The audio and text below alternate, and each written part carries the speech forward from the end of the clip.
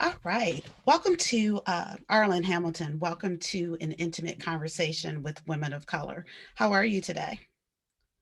I'm doing pretty good. How are you doing? I'm doing well. I'm doing well. So today's guest is Arlan Hamilton. Arlan built a venture capital fund from the ground up while homeless. And that's what really resonated with me, right? I read your book. It's about damn time. It's right there in the back. And it was a powerful book. It definitely demonstrated that, a person can do anything that they put their mind to. Um, Takeaways is that you read a lot, which is obvious by the books behind you, your bookcase. And what really stood out to me and what I took to heart was the chapter on um, writing your own headline. So I did that for myself around my podcast, and I happened to share it with somebody who was a potential guest, and she was like, "Hey, what about this? What about that?" And then from that moment on, I kept having what I call catch up to the vision moments. And those were moments where people spoke what's to come for me, right? They were saying, "Hey, how about this? How about that?" And it all tied into that headline that I created for myself after reading your book. So I thank you so much for that. That is absolutely fantastic. Very, very Yes. cool. Yeah, and so there's so much that I can say about you. I will definitely upload your bio so that other people have access to that, and definitely for those that buy the book, you'll learn more about Arlen and her journey. So, Arlen, you are the founder and managing partner of Backstage Capital, which is a fund dedicated to minimizing funding disparities in tech by investing in high potential founders who are people of color, women, and or LGBT. Tell us more about you. Sure, I was raised in the South, so I was born in Mississippi, raised in Dallas, Texas, with my brother, my younger brother, and my mom, and most of my adult life, in my childhood, didn't have much money at all, and so I always knew that I would one day. Like a lot of us, we know we are going to, we just don't know when it's going to happen. And around my early 30s, got really interested in the startup scene and what that could mean for my future, and had a lot of things along the way. But it was really that startup scene. It was like, what could I build? But I also learned at the same time that 90% of venture capital goes to white men in the United States. And as a gay black woman, I was like, there's a lot of odds against me there, and there's a lot of odds against a lot of people I know who are fantastic founders, and that doesn't make sense. So over a few years, I just made the decision and started with researching and reading, like you said, a lot of books and a lot of watching a lot of videos and just kind of researching as much as I could. But over the years, I decided I'm going to start a fund. I don't know how, but I will start one. And the book, how it's about damn time. It really goes into how I was thinking during that time, and what it took to go from essentially homeless. I mean, I had a lot of housing insecurity. I slept at many places that were not my home, that not, and some days I didn't know when I was going to eat or if I was going to eat. And all of that was in my 30s, still in my 30s. And so to go from that to now I manage almost $15 million in assets for our funds. We've invested in more than 150 companies. It's all happened in the last 5.5 years. Yeah, and you exceeded a goal because I remember that you had that goal, and I think you exceeded that early on. So, Yeah, I we mean, said and that I it's was gonna. huge. Yeah, I said I was gonna invest in 100 companies led by underrepresented founders by 2020, and we reached that with my team in May of 2018. That's wonderful. Wow. And that just speaks volumes, right? That especially speaks volume, and it speaks to the the point of this platform, right? So this platform is to elevate the voices of women of color, right? And so you're doing that through your fund, right? So you're elevating the funding of those businesses. As you said, some top talent that otherwise would not get funded, you're able to reach out and fill in a gap. And so you talked a little bit about the importance of that. But why is it important for women of color, LGBTQ women, to have a platform to use their voices and or to have your fund?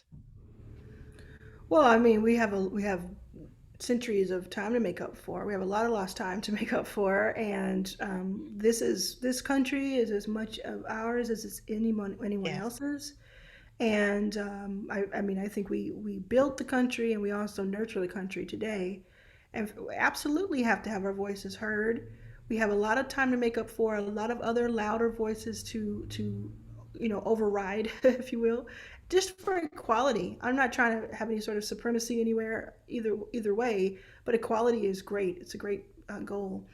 And investment, I am the first person to say that if you can hold on to all the equity in your company by bootstrapping, that is my suggestion. Sometimes people get sad because they can't find investors, and I say actually you have the leverage when you can't find investors because you're holding on to the equity in your company, the control, the ownership, the leverage. When I start a company, I try to keep as much equity as I can. I don't try to take on investors. But for those of you who have either been doing that for a few years or know that your company is going to need a little bit of boost extra capital and you're not going to be able to get it from a bank and gonna you're not going to get it fast enough through customers, um, Backstage Capital is a great option because I mean it's incredibly competitive. We invest in 2% or less of what we see, and every bit of resources that we have, we earned it, so it's not like we're going around throwing around money. Right. But we're definitely a friendly investor in this sea of kind of agenda driven investors in the VC world. Yeah. So, I mean, that is so important right now, because that is, investment. Investing obviously is a road to wealth and Yeah. to generational wealth, which is, you Yeah. talked already centuries to make up for. And so thank you for what you're doing. So you built a company to provide people of color, women of color, LGBT, a platform for funding. How else are you using your voice for women of color and LGBT? I wake up every morning thinking about ways of catalyzing other people. And the first wave of those other people is usually black women, just because I just want to bet all in on black women. Yeah. So a few ways. Sometimes it's as simple as sharing the opportunities that I have. So I get a lot of opportunities for speaking, paid speaking, sponsorship, trips, things, just different opportunities. And for every one that I take myself, I make sure somebody else gets it too. I'll send it this, press. People come to me with press every single day. I get a press request. And people say, "Oh, you're always in press." Well, you know what? For every one time you saw me in press, I sent probably 9 forwards to someone else so they could get the press hit. I think that's important just because it's like getting that representation out there. My mother and I have established a scholarship fund that our first 3 scholarships are to at Oxford University, which is the very first scholarship for a black scholar at Oxford. They've never had that before for an undergrad, so we established that in 2019, and it started in 2020. Our the one we did this exact same time, but it will start this year, is Dillard University, which is HBCU that my mother went to, and that is for a black woman, for a full ride scholarship. Both of these are full ride scholarship, and then the third one is there's a black woman in Europe who we are making sure gets through pilot school because we want to see more black Oh pilots. yeah. Oh, that's awesome. And it's funny you brought up your mom because I was just about to ask about your mom because I know that you spend a lot of time and pretty much when you're front and center somewhere, your mom is next to you. That's right. So that's beautiful. So some women of color don't recognize the power of their voices, right? And when I talk about voices, I'm talking about any type of expression. So it could be creatively, it could be speaking, funding, different ways. What would you like to tell those women who don't yet recognize the power of their voice? Oh, I mean, I go into this in the book so much. I think the biggest takeaways are from that, right? It's about the fact that it doesn't have to be something huge that you're working on to make a difference. It doesn't have to mean, that millions of people, thousands of people see it. It can be in just a gesture. It can be in just you. I mean, imagine if you really thought about.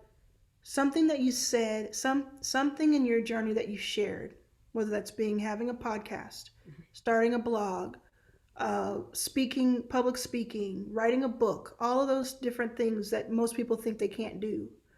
But imagine if one person heard that or read that or saw that and it was the right day for them to hear it, and they either stopped doing something destructive or they decided today is the day I'm going to go out and do and live my best life, or this person saved my life, or this person made me feel better about myself.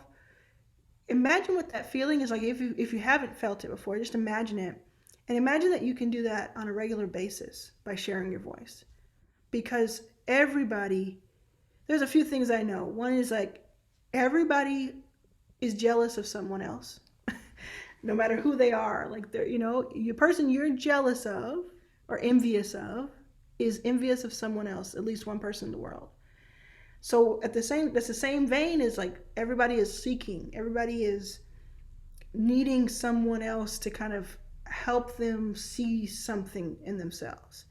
And I also know that there's only one version of you, there's only one you. That's a huge leverage point. We don't all have a lot of leverage in life. I know I didn't for 35 years that I didn't think of. But one thing I did have was that I was myself, Yeah. that I was authentic, that we all have that. We're authentically ourselves.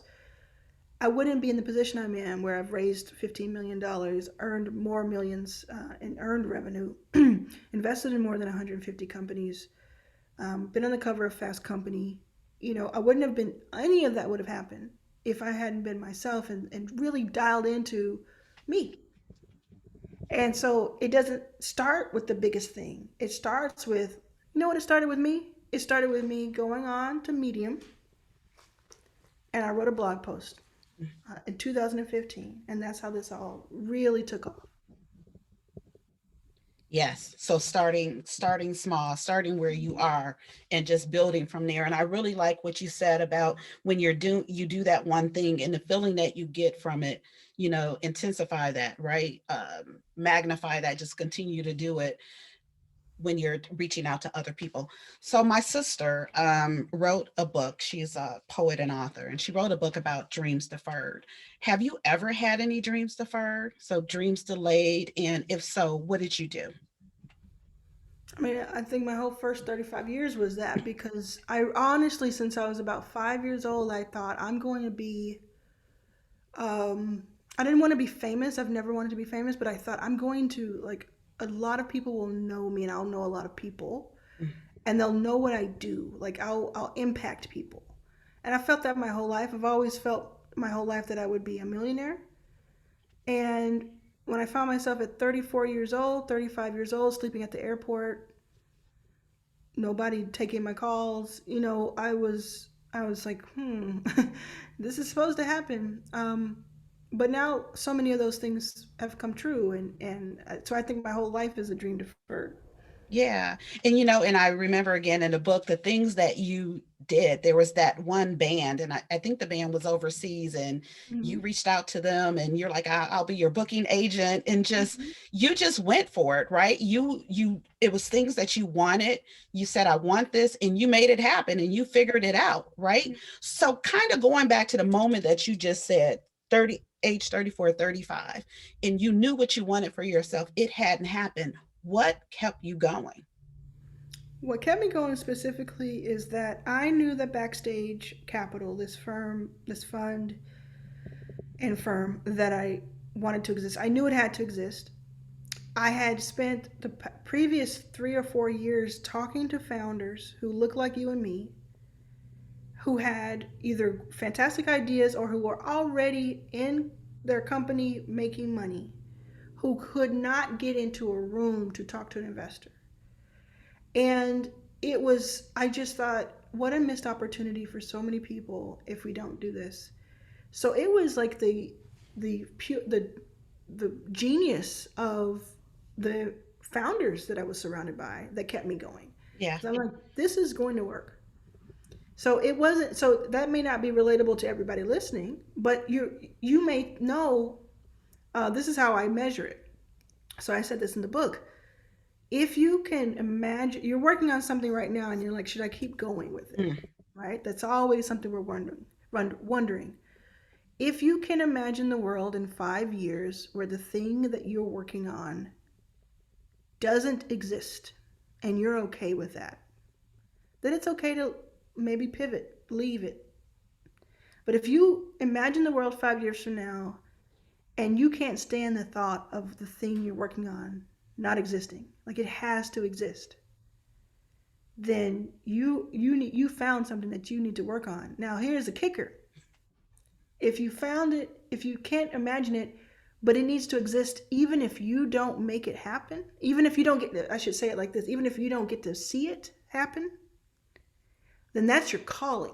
yeah, And that's how I felt about Backstage. I'm like, oh, it has to. There's no way it can't, even if I don't get the credit for it.